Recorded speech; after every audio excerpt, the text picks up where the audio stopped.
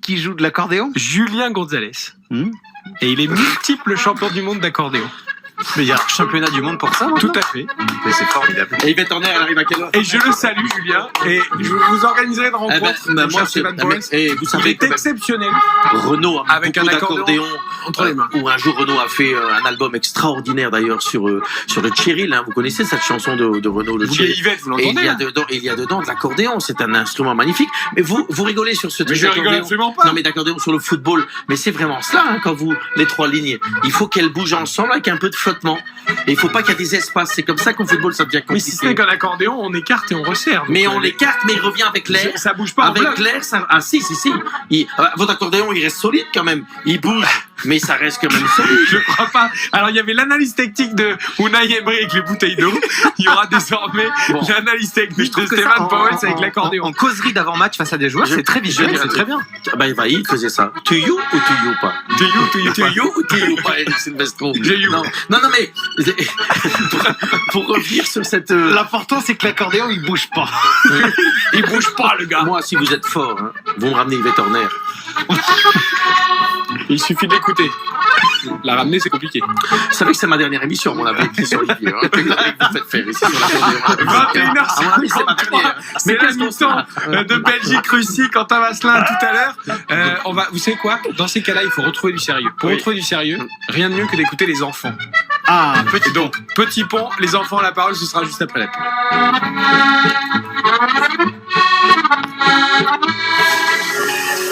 Eric Silvestro, Giovanni Castaldi, RTL Foot spécial. RTL Foot, Petit pont. C'est la mi-temps entre la Belgique et la Russie. 2-0 pour les Belges. Lukaku et Meunier, qui étaient entrés en cours de jeu, sont les buteurs. Je vous rappelle que le Pays de Galles et la Suisse ont fait match nul, un but partout, et que la Finlande s'est imposée contre le Danemark à Copenhague 1-0. Match Ça, qui c'est avait la été surprise. interrompu après le malaise cardiaque de Christian Eriksen. On a tous eu très peur en fin d'après-midi. Les nouvelles plutôt rassurante, il est réveillé, il a parlé à ses coéquipiers par FaceTime depuis l'hôpital, et évidemment des examens complémentaires vont être pratiqués sur le milieu danois, mais tout va bien pour lui pour l'instant. En rugby, je suis d'un œil la phase finale et le match entre Bordeaux-Bègles et Clermont. C'est 13-7 désormais pour l'UBB, qui était mené 7-0 en début de match, mais qui a repris les commandes du l'UBB, qui était 4e du top 14 en saison régulière, 5e contre Clermont était 5e, et le vainqueur de ce match jouera Toulouse en demi-finale. L'autre demi, ce sera La Rochelle Racing. Vous connaissez RTL Foot Petit Pont? Petit Pont, c'est notre partenaire, Stéphane Powell. C'est un journal de foot un hebdomadaire qui s'adresse notamment aux enfants, mais Je pas trouve ça seulement. génial, je sais, je vous écoute. Qui est extrêmement intéressant. Journalpetitpont.fr pour s'abonner. Nous sommes d'ailleurs allés à la rencontre cette semaine des enfants dans un club à Charenton. C'était ô combien agréable. On les salue pour tous ceux qui nous écoutent. Eh bien, nous les avons interrogés, ces enfants, sur le France-Allemagne de mardi, sur aussi l'équipe de France dans 7 euros. On commence par quoi? On commence par le France-Allemagne? Est-ce qu'on peut commencer, Damien Béchaud, par le France-Allemagne? Bien C'est sûr. le match de mardi, c'est le match d'ouverture. Est-ce que les enfants, ça leur parle, France-Allemagne, et comment ils voient cette rencontre? Sacha, 11 ans. Joseph, 14 ans. Bakar, 12 ans. Gaston, 11 ans. Makan, 12 ans. Zacharia, 12 ans. Adi, 12 ans. Jérémy, 13 ans. Je pense que l'Allemagne, c'est aussi un adversaire un peu à craindre parce que, bon, chaque année, on va dire on va gagner, ça se trouve, on va pas gagner. C'est comme le PSG en Champions League, on l'a pas gagné on l'a jamais gagné.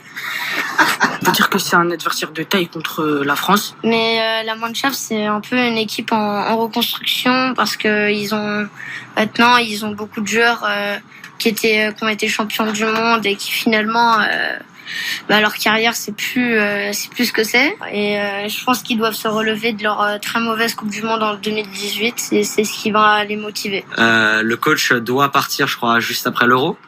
Donc ils ont beaucoup de talent, ils sont redonnés une nouvelle ère, mais c'est pas non plus les grands favoris. C'est pas comme si la France tombait contre la Belgique. Et pour moi, le Portugal sera un adversaire plus coriace que l'Allemagne dans les poules. Déjà, si ça se joue à Munich, tu verras qu'il y aura plein de monde.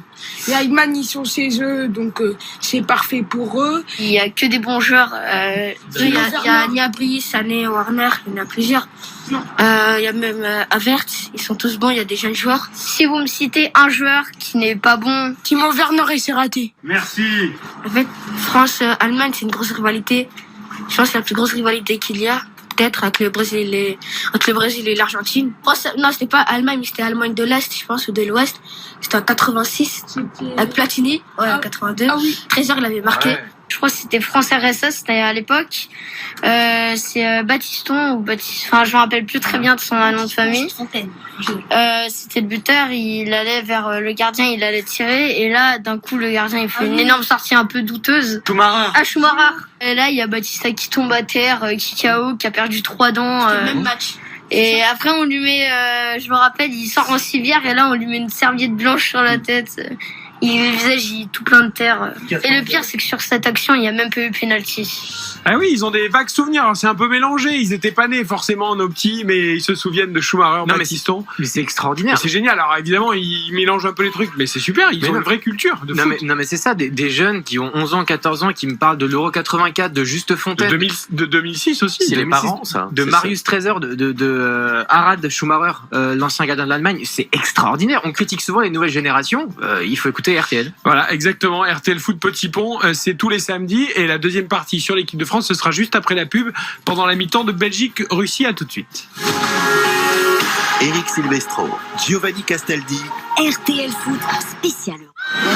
RTL Foot, Petit Pont. La suite d'RTL Foot Petit Pont, les enfants ont la parole pendant la mi-temps de Belgique-Russie. Si vous nous rejoignez, la Belgique mène 2-0, les buts de Lukaku et Meunier. La Finlande s'est imposée face au Danemark 1-0 et 1 partout entre le Pays de Galles et la Suisse. Après avoir évoqué France-Allemagne, on a interrogé les enfants cette semaine sur l'équipe de France tout court et sur ses ambitions à l'Euro. Là aussi, écoutez les enfants, les passionnés de foot avec Petit Pont. En pointe, Benzema et Mbappé. À gauche, je mets Coman. À droite, je mets Griezmann. Moi, je fais 3 attaquants, un 10, Griezmann en 10, Mbappé à gauche, Giroud en pointe et Coman à droite. Ok, Giroud, il a mis 2 buts, mais c'est 2 buts faciles. Je suis désolée, mais quand tu prends un centre de Pavard à terre et que tu es juste devant les buts, soit tu laisses la balle, ça arrive, il faut juste la pousser au fond, soit et comme c'est un buteur, bah pour lui c'est simple de faire une petite déviation et je l'ai pas vu faire son travail de pivot qu'il fait habituellement. J'ai vu peut-être le faire 1 ou 2 fois et encore c'était raté quand il l'avait fait. Je pense que ça va dépendre surtout, comme d'habitude, d'un Mbappé en forme ou pas. Pour revenir sur Benzema et Giroud, j'ai quand même envie de dire que Giroud c'était plutôt un joueur collectif et tout. Il a montré qu'il pouvait marquer, il a mis un doublé. Donc franchement, Benzema, il est très fort, hein, mais on pourrait s'en passer. Et le pire de ces pires, c'est que voilà, Deschamps, il fait n'importe quoi. En plus, il a convoqué Karim Benzema. Ça, c'était un bon choix. Je sais, je dis pas que c'était un bon choix. Mais la question, c'est est-ce que Karim Benzema il aura une vraie cohésion avec l'équipe? Voilà, parce que depuis qu'il est de retour, il est moyen, tout ça. Donc moi, ce que je pense, voilà. Je pense que si on doit choisir l'attaque par rapport au match contre les Pays de Galles et la Bulgarie, enfin pour moi on devrait pas choisir par rapport à ces matchs-là. Parce que en fait, le pays de Galles et la Bulgarie, c'est pas du calibre des Belges, des Italiens, des Allemands, des Espagnols. Voilà, il faut se méfier, disent les enfants. Pour l'instant, on a battu en match de préparation le Pays de Galles et la Bulgarie. On attend des adversaires plus coriaces et on va être servi dans notre groupe F avec l'Allemagne pour débuter, la Hongrie qui sera peut-être le match, a priori, le plus facile pour les Bleus et puis le Portugal pour terminer. Et puis tiens, je reçois un petit texto de Mathias, le président fondateur de Petit Pont, qui me dit « Hello Eric, on a pas mal d'abonnés en Belgique. Alors on les salue, on les embrasse, même s'ils n'aiment pas l'accordéon. » Voilà, il a écouté la petite séquence sur l'accordéon. Peut-être que les jeunes vont maintenant aimer un peu l'accordéon. Et pourquoi pas? Ce serait bien. C'est un peu désuet l'accordéon, mais c'est très beau. Allez écouter Renaud. Pour les enfants, allez écouter Renaud, il y a de l'accordéon dans ses chansons. C'est-à-dire que Renaud, c'est plus pour les jeunes non plus. Et c'est très technique de jouer l'accordéon. C'est extrêmement technique. Il faut avoir une virtuosité. Il faut joindre les deux bouts. Entre autres. Je refais les gestes. Non, c'est bon. Ceci dit, vous parlez du match faible peut-être des Français contre la Hongrie. Oui, il faut les gagner. Ah bah évidemment.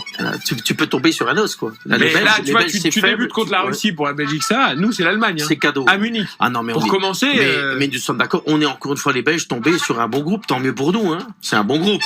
C'est pas Finlande, c'est un Danemark, bon Belgique, groupe. Russie. Bah, Moi, ça va. je trouve quand même qu'en dépit de la faiblesse russe, c'est quand même bien pour la Belgique qui se met une certaine pression à travers sa communication de démarrer l'Euro comme ça, en menant 2-0 à la pause, en prenant un peu de confiance, ça va leur faire du bien psychologiquement. Vous savez quoi, avec cette petite musique qui se regarde Bleu Azur, j'ai presque envie de vous inviter à danser. Castel.